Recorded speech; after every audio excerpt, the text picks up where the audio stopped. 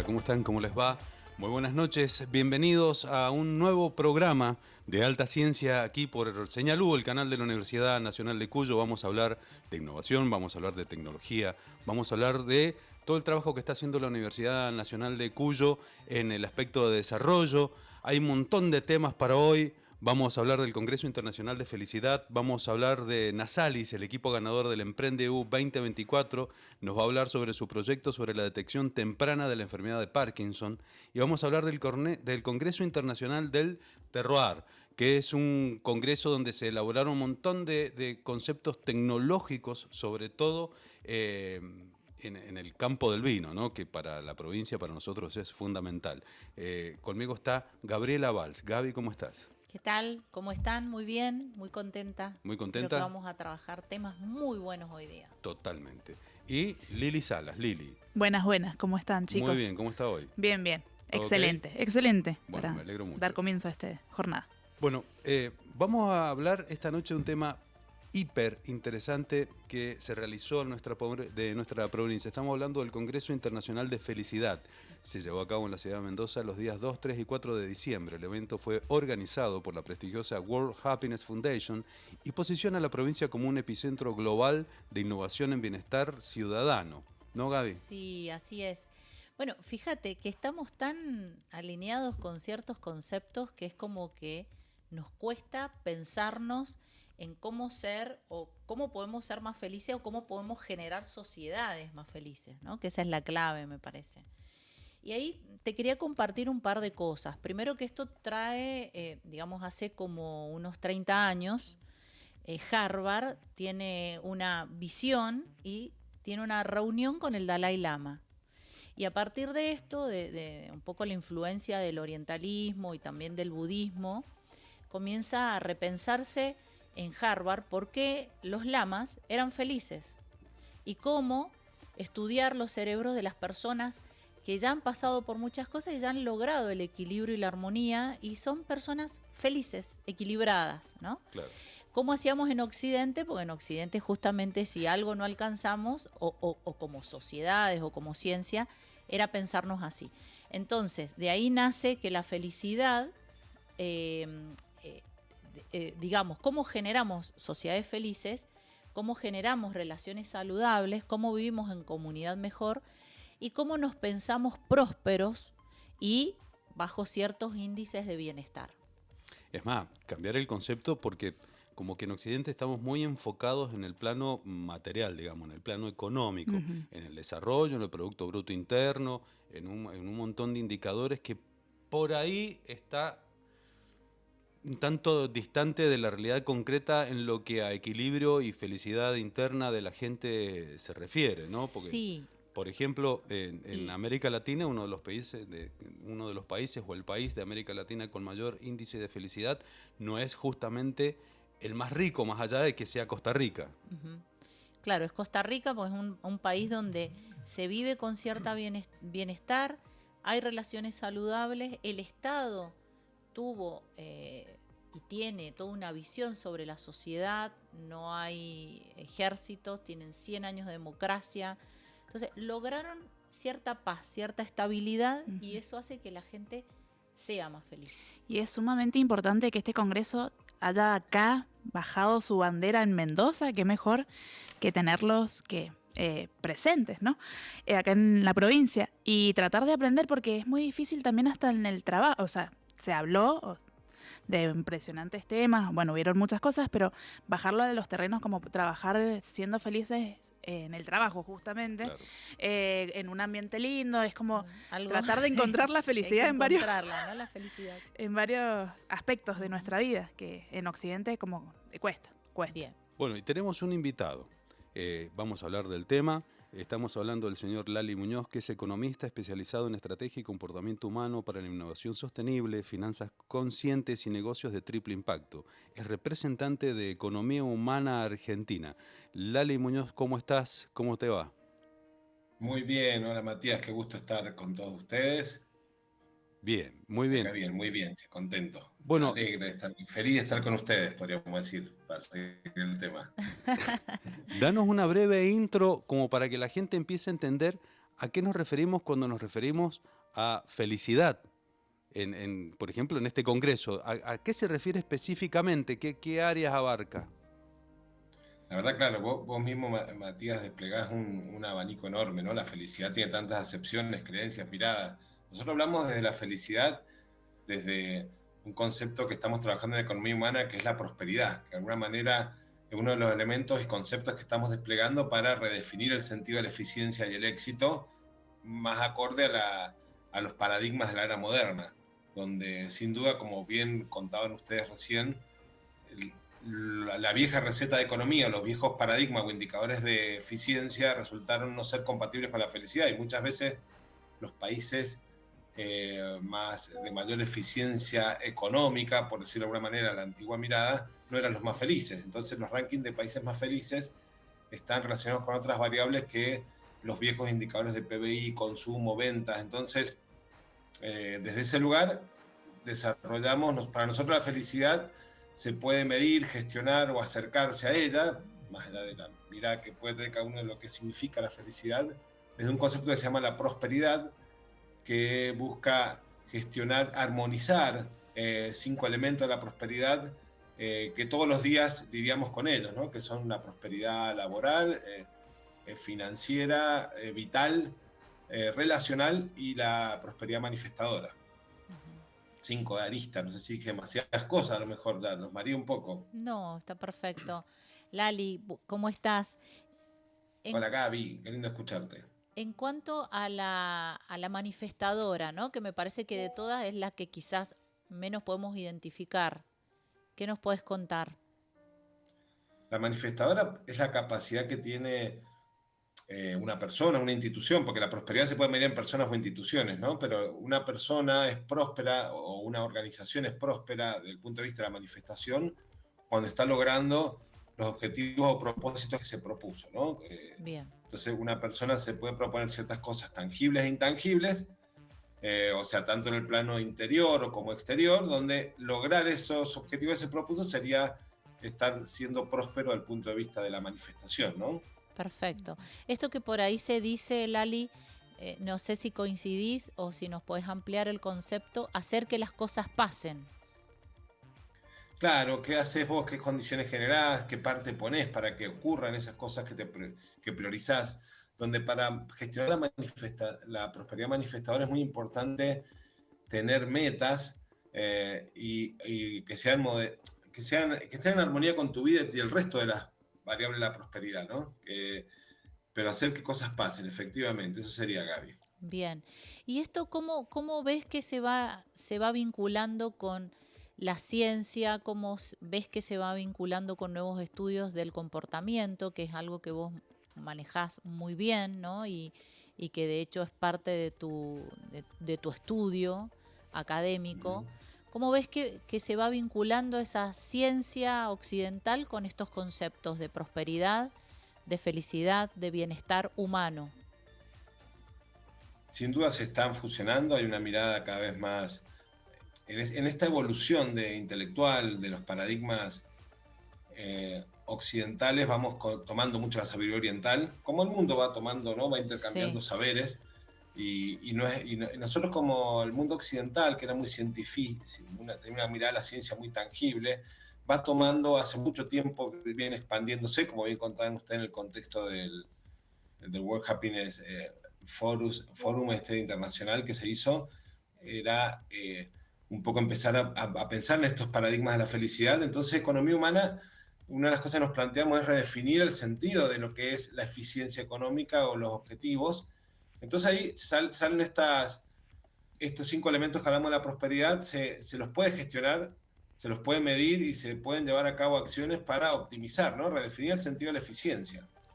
Como bien decían ustedes en la introducción, se está abandonando cada vez más los viejos paradigmas de PBI, ventas, consumo, y se lo está sustituyendo por indicadores similares a los que nombramos de prosperidad.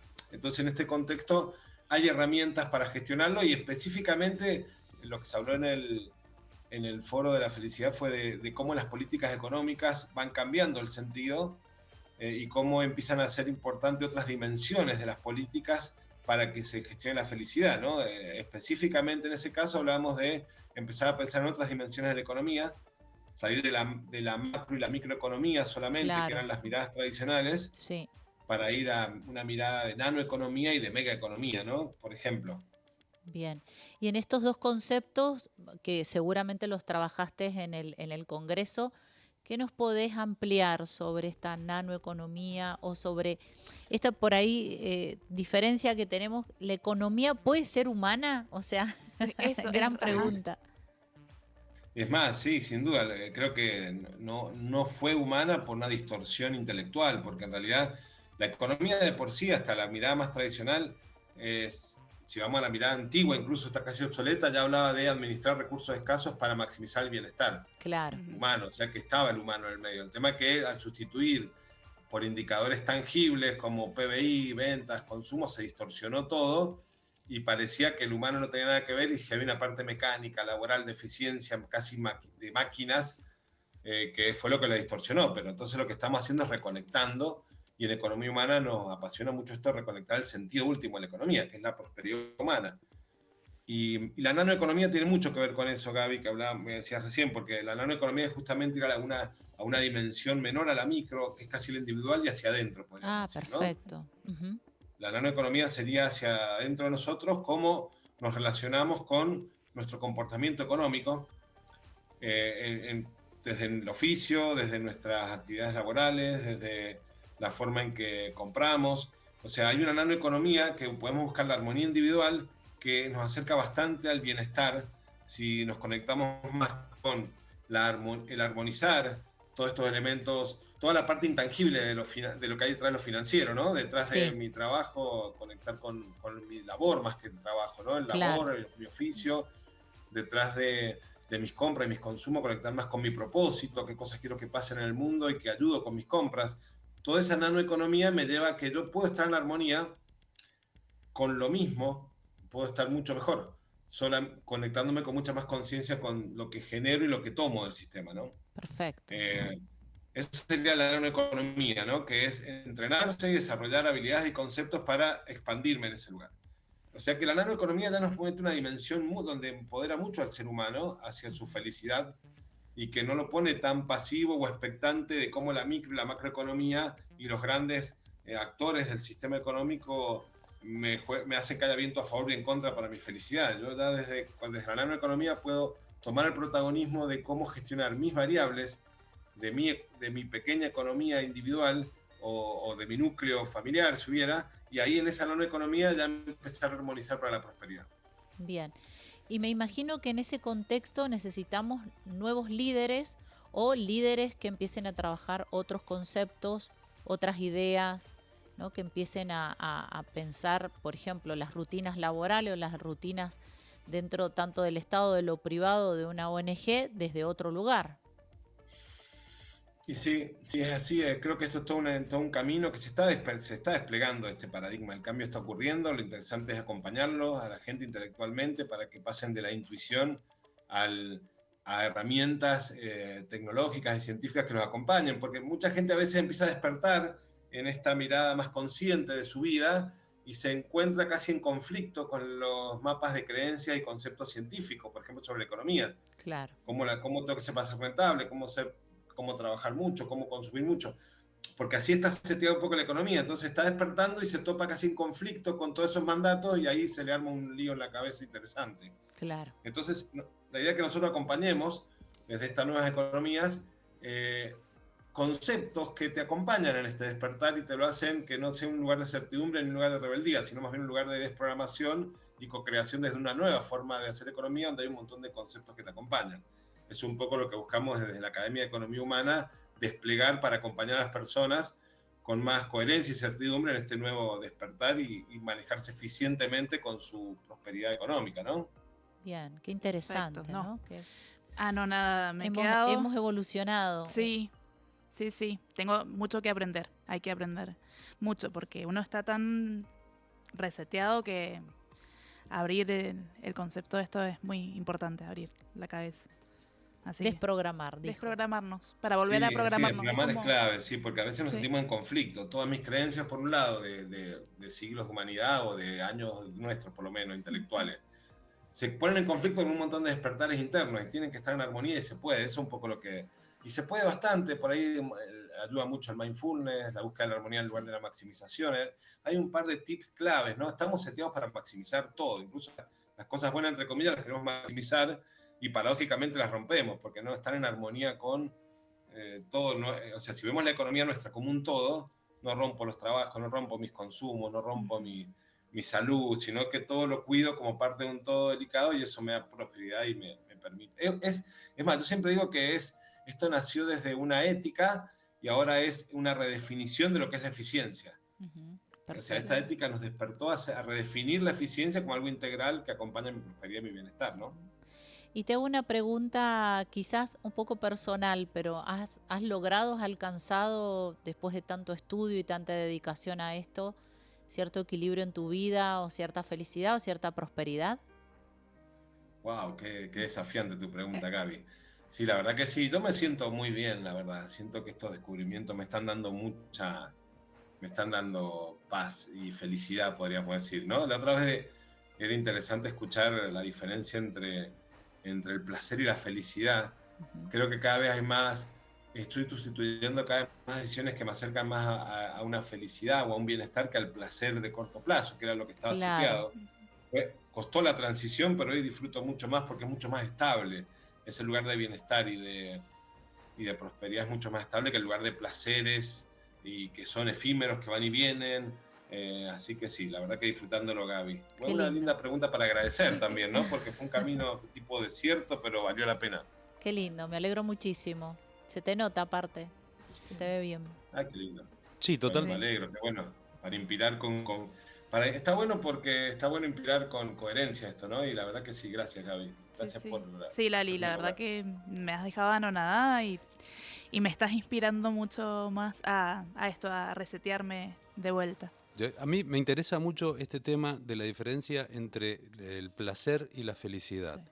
Y de hecho cerebralmente hay un punto que es interesante porque el placer es recibir y la felicidad es dar.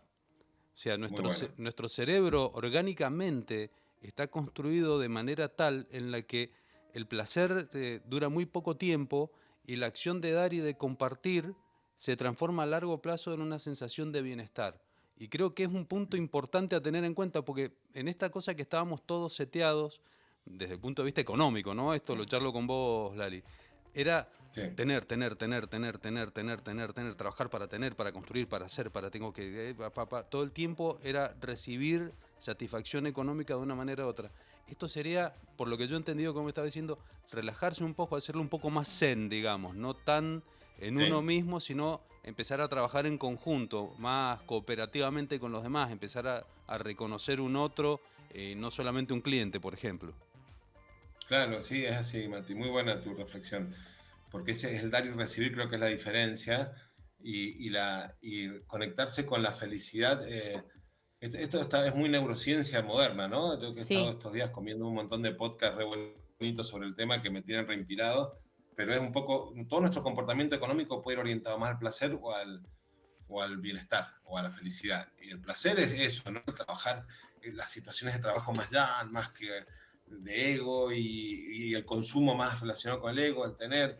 Y eso es muy efímero porque es volátil, porque es placer, justamente la neurociencia. Tiene respaldo científico, no voy a repetir lo que seguramente se escuchará de gente especialista, pero lo interesante es que todo esto se puede llevar a la economía, a mi comportamiento económico diario. Todo el día estoy dando y recibiendo, y si lo hago desde el bienestar va a ser mucho más estable y eficiente que si lo hago desde el placer. Ese sería un poco el paradigma que es interesante. Me encantaría que si les resuena que nos juntemos a trabajarlo, a aprenderlo, a seguirlo expandiendo, porque es muy bonito lo que está pasando y realmente nos está sirviendo mucho, que es interesante. Es realmente redefinir la eficiencia esto, más que claro. sale de lo ético, ya es eficiencia para que sea mucho más efectiva mis logros de bienestar con los recursos que tengo, ¿no? Perfecto. Muy bueno, muy interesante. Sí. La verdad te agradezco muchísimo, Lali, que estés con nosotros, que nos hayas Gracias, Gaby. comentado Gracias a sobre ustedes este por tema escuchar. y que inspires. Sí, sí. Sí, después el concepto que nos quedó cortito para la próxima es la mega economía, que es interesante, que eso es conectarnos más hacia afuera con la interdependencia. Se los dejo picando porque es importante entender a sentir que la economía no puede gestionar cosas tan estancas como se lo veía la vieja economía. La nueva economía es sentir esa interdependencia que está muy relacionada con el, como decíamos recién, con el bienestar, con la relación con el otro, con el planeta, con ser parte de algo mucho más complejo que es toda una sociedad, toda una naturaleza con la cual intercambiamos todo el tiempo. Así que esa mega economía también es importante trabajarla y la dejaremos para otro programa. Excelente, muy bien. Gracias. Lali, muchísimas gracias, ¿eh? Y Un placer, obviamente, Mati, obviamente Gaby. vamos a Este volver trabajo, muchas a encontrarnos en algún momento para seguir charlando de este tema porque es fascinante. Muchísimas gracias. Cuando quieran, un abrazo grande. Bueno, estábamos en comunicación con Lali Muñoz, es economista, especialista en estrategia y comportamiento humano para la innovación sostenible. Realmente interesantísimo, estamos hablando del Congreso Internacional de Felicidad que se realizó aquí en Mendoza, con conceptos que por ahí incluso son disruptivos para el tipo de cultura a la que nosotros estábamos acostumbrados. A pensar el dinero como un acto, entre comillas, egoísta.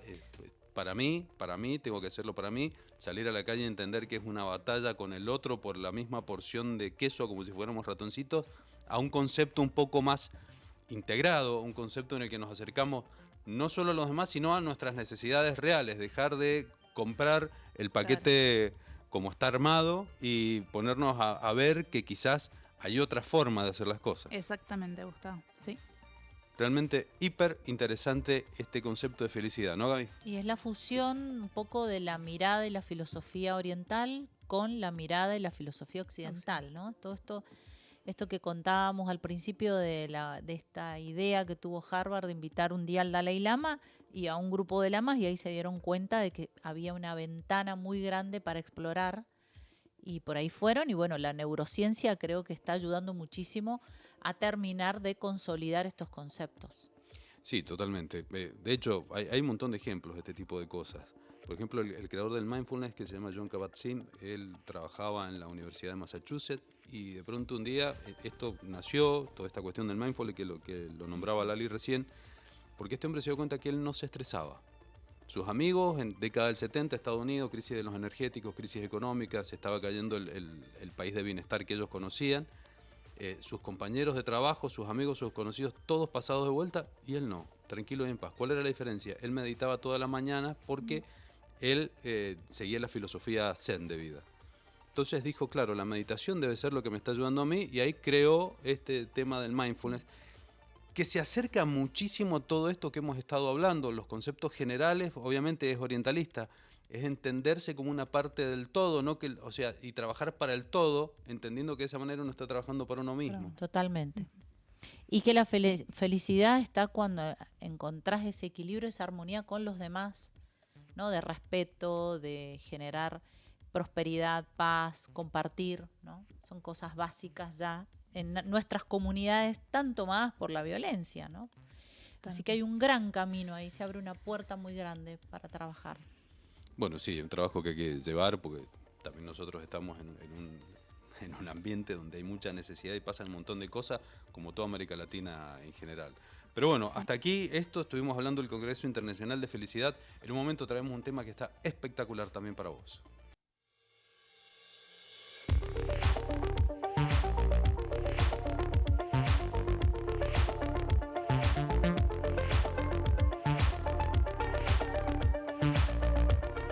Continuamos aquí en Alta Ciencia por Señal U, el canal de la Universidad Nacional de Cuyo, y hemos venido haciendo el seguimiento paso a paso del EmprendeU, ¿sí? Hemos estado hablando todo este tiempo de cómo se fue desarrollando, cómo se elaboró, qué es lo que sucedió, y bueno, y vamos a conocer el equipo ganador del primer lugar y cómo ha sido el proyecto que ha tenido gran impacto social y qué es lo que han desarrollado, ¿no, Gaby? Un altísimo impacto tuvo, porque en realidad es un equipo de la Universidad Nacional de Córdoba, es un equipo de estudiantes de la carrera de Ingeniería Biomédica, te diría una ingeniería que hace unos aportes a la sociedad y a la ciencia, bueno, digamos, son tradicionales en sus aportes, ¿no? Como carrera de estudio, y trajeron algo que la verdad que a mí me sorprendió. Yo en cuanto lo vi en la feria de los distintos emprendedores, tuve una premonición y dije, este equipo va a ganar, este equipo va a ganar. Y no solo porque me lo toca en lo personal, porque bueno, tengo una familia que varios han padecido y padecen Parkinson, sino porque también estas enfermedades neurodegenerativas generan toda una entre miedo, necesidad de chequeos, cómo nos prevenimos, y no hay tantas herramientas para saber, digamos, cuánto y cómo podemos realmente desarrollar estas enfermedades. Entonces también son investigaciones que están desarrollándose, y este equipo lo que logró es generar una forma de prediagnosticar el Parkinson.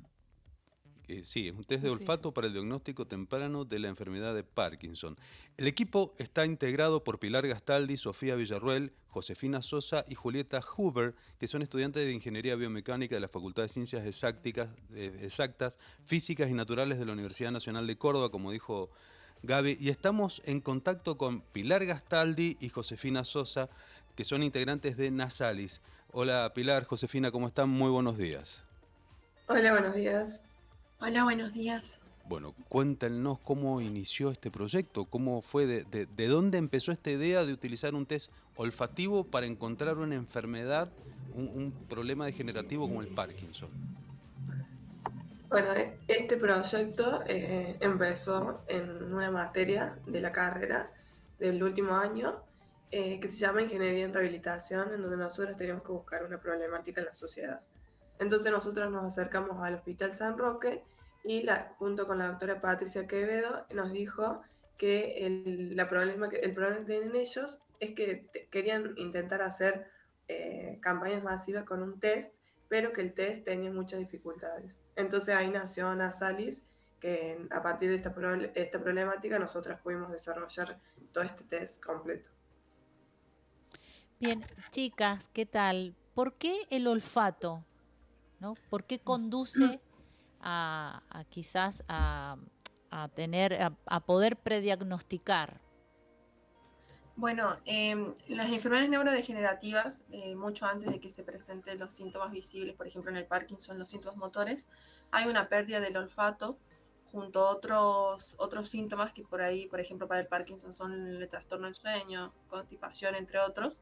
Entonces, sabiendo si hay una pérdida del olfato y sabiendo si los otros síntomas que no son visibles, las personas los presentan, hay una alta probabilidad de que se pueda diagnosticar Parkinson en esa persona. Bien, y después de ese diagnóstico, prediagnóstico, ¿qué tiene que hacer una persona si le sale alto, le sale, no sé, ahí ustedes tienen alguna manera de medir, ¿no? Bueno, si la persona presenta una alta probabilidad de tener la enfermedad, ya los mismos doctores que les realizan el test lo derivan a hacerse los estudios neurológicos más profundos, por ejemplo, sacarse sangre, hacer estudios de imágenes y todo eso para terminar de confirmar la enfermedad y bueno, ahí empezar el tratamiento. Y es mejor empezar antes. Sí, lo que nosotros buscamos en realidad es poder aplazar lo que son la aparición de los síntomas motores. Entonces, nosotros con este diagnóstico temprano, por ahí se pueden hacer rehabilitación o cambiar las dietas o empezar una medicación para que poder aplazar justamente la parte más grave de la enfermedad, que sería, por ejemplo, en el Parkinson, los temblores. Bien. Perdón, ¿y cómo se realiza el test? Porque estamos hablando de un test y por ahí la gente necesita tener una noción, una idea de cómo es, de qué manera, cómo está armado este test, qué es lo que tiene que hacer la persona cuando se hace el test. Bueno, habla. El test consta de 14 esencias que tienen diferentes aromas cada una, en las cuales nosotros diseñamos también un soporte donde va a ir colocada, va a ir apoyada la persona y va a ir colocada la esencia y ahí se va a ir pasando una a una y la persona que se realiza el test va a tener que seleccionar entre las opciones que se les muestran en unas tarjetas a través de una botonera que está conectada a la compu. Entonces la persona tiene que hacer corresponder la opción de la botonera con lo que está viendo Y bueno, todos esos datos se van guardando y se hace así sucesivamente con las 14 esencias. Mi pregunta, chicas, para ustedes es, ¿tuvieron que hacer un testeo a varias personas? ¿Cómo fue eso y qué resultados si detectaron varias personas con este síndrome de Parkinson? ¿Qué me pueden decir sobre eso? Bueno, mientras estábamos haciendo el proyecto, tuvimos que validarlo. Entonces nos acercamos al Hospital San Roque y hicimos el testeo con personas que ya tenían diagnosticado Parkinson en el caso de nosotras y con personas que estaban sanas en ese momento. Entonces ahí pudimos corroborar que las personas que tenían Parkinson, todas dieron positivo en el test nuestro. Claro. Y las que estaban sanas, todas dieron negativo, o sea, acertaron a todas las opciones. Con eso pudimos confirmar que este testeo funcionaba. Y después, posteriormente a eso, el Hospital San Roque hizo una campaña masiva con más de 150 personas. Y bueno, esos resultados todavía no los tenemos, pero se pudo usar. Entonces estamos muy contentos, la verdad. Perfecto, qué bueno, buenísimo. Sí. ¿Cómo fue para ustedes venir a Mendoza? ¿Cómo encontrarse en EmprendeU? Obviamente que confiadas con su proyecto y todo, ¿se veían confiadas en esto de ganar? ¿O cómo fue para ustedes? Y realmente nos teníamos bastante fe en ese momento porque creíamos que teníamos un proyecto que en realidad, que de verdad presenta una importancia para la sociedad y es innovador porque, bueno, no hay muchos test de olfatos en Latinoamérica. Y bueno, nos llevamos un montón de aprendizaje del EmprendeU, aprendimos un montón de cosas con personas súper importantes y el día de la feria y todo eso, bueno, fueron nervios más que nada, pero aprendimos un montón. ¿Y cómo sigue el proyecto ahora de Nasalis? Luego de haber ganado y luego ya de haber recibido de alguna manera una decoración muy importante, o sea, han sido condecoradas con un premio, pero el premio tiene que ver con la ciencia, con los aportes, ¿no? Con que esto funciona y con que esto tiene que continuar. Bueno, nuestra idea ahora es buscar de patentarlo y después nosotros queremos expandirlo, obviamente, pues lo que nosotros hicimos fue un prototipo, entonces nosotros ahora queremos realizar el producto mejor y expandirlo a toda Argentina por ahora, pero después si podemos ir a gran escala mejor. Qué pero hermoso. esa es la idea por ahora. Sí. Chicas, las felicito realmente porque ha sido un hallazgo y yo lo hice al test. Qué bueno. Así que me parece muy bueno, realmente. Eso me generaba como intriga. El testeo olfativo, las esencias esas eran muy variadas, obviamente, pero raras en algunos casos, o no sé, alguna flor. Más comunes. Sí. Sí, son comunes, son de la región. O sea, cada región tendría que tener sus propias esencias, porque obviamente cambian, pero las de acá, las que nosotros usamos son olores comunes, aromas comunes. Bueno, ¿y cómo es? A ver, hicieron todo este desarrollo que estuvo claramente espectacular. Están iniciando una empresa. ¿Cómo se sienten ustedes como chicas que están, no sé en qué año están de la facultad, imagino que están cerca del cierre de sus estudios, con un proyecto, con una empresa naciendo? ¿Qué pueden decirle a todos aquellos que están con una inquietud, con ganas de emprender, de hacer algo, ustedes, desde su caso de éxito en este momento? Bueno, solo decirles que se animen a meterse en todos los lugares que les llame la atención. Por ejemplo, nosotras nos metimos a este concurso y también a otro, y en este pudimos ganar, pero porque en realidad nosotras nunca nos imaginamos que iba a tener tanta repercusión nuestro proyecto, pero si tienen alguna idea, darle para adelante y no tener miedo. Perfecto. Muy bueno. Muy gracias, chicas. Bueno, gracias a ustedes. Gracias a ustedes. Muchísimas gracias por acompañarnos. Estuvimos en comunicación con Pilar Gastaldi y Josefina Sosa. Ellas son integrantes de Nasalis, que fue el proyecto de gran impacto social ganador en el EmprendeU, que fue, les recuerdo, lo venimos siguiendo hace tiempo, organizado entre Mendoza, Córdoba, la Universidad Nacional de Cuyo y la Universidad Nacional de Córdoba. Y las chicas desarrollaron un test olfativo para la alerta temprana sobre el mal de Parkinson. Realmente una maravilla, muchísimo trabajo, muy inteligente, obviamente, estamos todos orgullosos de ellas. Pero bueno, seguimos aquí en el programa y se realizó el Congreso Internacional del Terroir aquí en Mendoza, Gaby, ya pasando a otro tema completamente distinto, pero sí desarrollado sobre tecnología, sobre la importancia que tiene sobre todo para Mendoza, para toda la zona vitivinícola del país, este tipo de eventos que hablan de tecnología, desarrollo e investigación en la temática. Es más, llegaron a hablar sobre el genoma del Malbec. Sí. O sea, la cantidad de temas que se abarcaron fue interesantísimo. Sí. Aparte que se reunieron investigadores de 20 países. Sí. Entonces, la verdad que son esos congresos en donde internacionales, en donde hay mucho en común, mucho se aprende. Un poco la ciencia tiene esto. La ciencia tiene permanentemente congresos, foros, lugares de puesta en común, pero estos, cuando ya participan 20 países con sus investigaciones, investigadores, referentes, el sector industrial y demás, es porque lo más probable es que tenga un impacto a corto plazo muy grande ¿no? para esos 20 países. Bueno, es hiper importante. Esto fue organizado por la Society of International Terroir Experts, se llama CITE, el Instituto de Biología Agrícola de Mendoza, que está conformada por el CONICET y la UNCUYO, el Catena Institute of Wine de la bodega Catena Zapata, el Gobierno de Mendoza y la Facultad de Ciencias Agrarias aquí de la Universidad Nacional de Cuyo. A ver, desde nuestro lado pusimos casi toda la carne al asador, Claro, en lo que a ciencia y desarrollo se refiere. A ver, el Congreso, más allá de la importancia internacional, está hablando de que nosotros estamos trabajando como provincia y como lugar para empezar a ponernos en un lugar más importante, más a la vista en un montón de aspectos que por ahí durante mucho tiempo Mendoza, Argentina, estuvo un poco relagada. Estábamos un poco detrás. Sí, lo que pasa es que, a ver, hubo un plan, ¿no? Un plan estratégico del mundo de la vitivinicultura. Eso colaboró para que saliéramos, ¿no? De los cultivos tradicionales, para que saliéramos y empezáramos a tener una escala internacional y una trazabilidad en el producto, que creo que Mendoza lo ha logrado y se ha instalado a nivel mundial.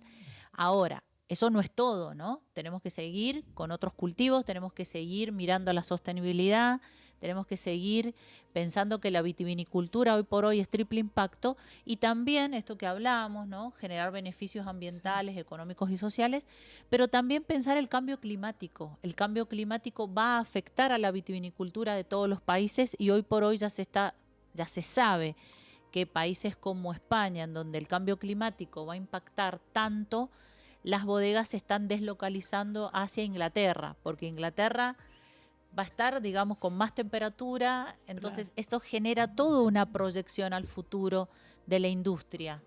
Es muy profundo en realidad lo que está pasando dentro de la industria vitivinícola y más que es una industria muy, muy de ver hacia el futuro y de organizarse a lo que viene, ¿no? Que por ahí otras industrias no tienen esta visión, ¿no? Hay un plan estratégico mundial y hay un plan estratégico provincial y nacional que es lo que nos ha ayudado a instalarnos. Bueno, me parece espectacular este tipo de desarrollos. Obviamente vamos a estar siguiendo todos los datos de lo que vaya pasando en ese terreno.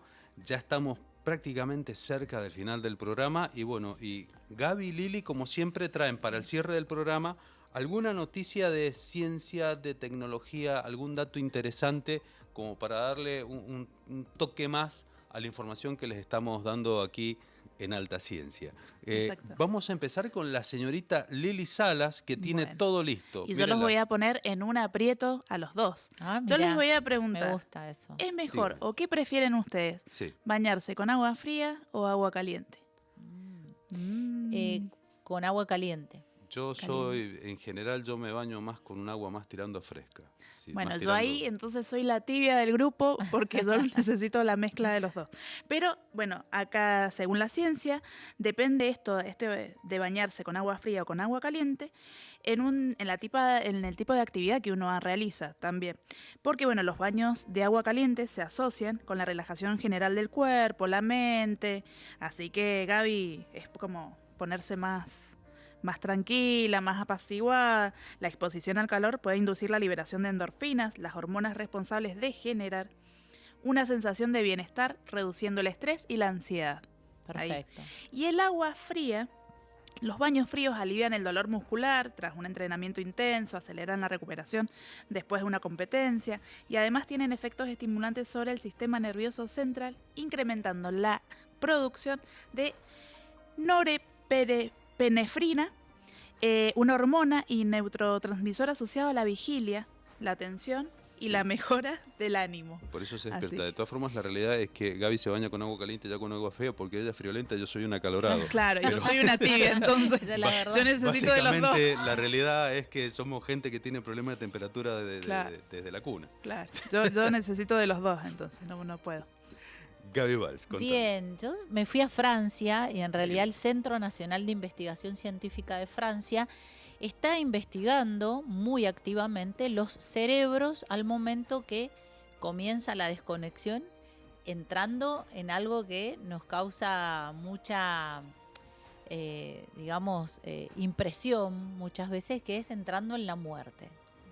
Entonces, vieron que antiguamente se hablaba de que ese cerebro que se empezaba a desconectar, empezaban a haber familiares, cuestiones que se vinculaban con lo místico, pero cada vez más se va descubriendo que esas observaciones son reales, que el cerebro entra en un modo observador, que el cerebro puede contar, ¿no? Sobre todo aquellos que lógicamente mueren y vuelven a vivir, pueden contar no solo que vieron a familiares que ya habían muerto, sino que también ellos se habían visto a sí mismos, algo que le llaman dentro de la ciencia el yo narrativo, el yo observador, cuentan con todos los lujos de detalles lo que vieron los médicos, las enfermeras, lo que estaban pasando en otras salas, lo que estaba pasando con otros enfermos. O sea, el grado de observación es muy grande. Entonces, Francia ha tomado este tema, sobre todo este Centro Nacional de Estudios Científicos de Francia ha tomado este tema como posta y están trabajando mucho, sobre todo con un hospital catalán, que ahí está el doctor Zágarra. Les pido que lo sigan en redes porque no sé si lo está siguiendo Gus, pero es fenomenal. Es un cardiólogo, investigador catalán. Entonces, ambos se han potenciado y están estudiando esto. ¿Qué es lo que pasa cuando morimos?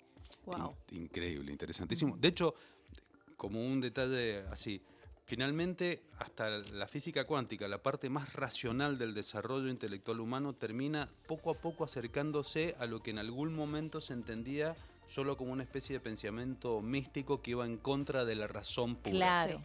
Hay un choque acá en lo que se entendía como razón pura y lo que ahora se está entendiendo como conocimiento del universo en aspectos que todavía, claro, que no hayamos podido demostrarlo, medirlo, no significa que no exista. Que no Exacto. exista. El tema es que parece ser que está.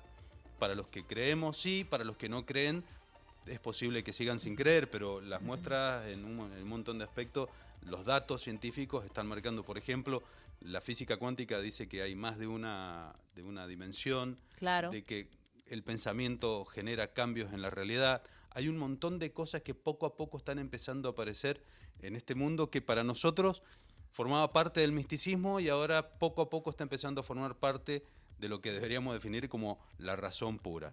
Pero bueno, Así es. hablando Así de es, cada razones, vez Sí, más sí. sí, aquellos místicos o locos que creían, o aquellas personas que morían y volvían a vivir, que contaban sus experiencias y que quedaban como en un velo ahí de percepciones, la ciencia ha ido descubriendo a través de incluso unos aparatos resonadores muy modernos que ya hay, que sí, que en realidad cuando estamos muriendo vemos otras dimensiones u otras personas. Esas personas dan mensajes con mucha coherencia y de hecho lo que más sorprende es ese grado de observación que esa persona toma en ese momento, que hasta puede contar lo que está pasando en un hospital con Claro. lujo de detalle y de una manera totalmente asombrosa, porque en realidad el cerebro se ha apagado. Eso, exactamente. Entonces, bueno, la verdad que muy interesante. Hiper interesante y bueno, llegamos al final de esta edición de Alta Ciencia. Muchísimas gracias por acompañarnos.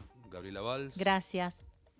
Lili Salas, Gracias. Marian Quiroga en Anden la bien. producción y toda la gente de Señalú que hace posible este programa cada día con la mejor onda y muchísimo profesionalismo. Gracias a ustedes. Mi nombre es Gustavo de Vilasi y nos encontramos en el próximo programa de Alta Ciencia. Gracias.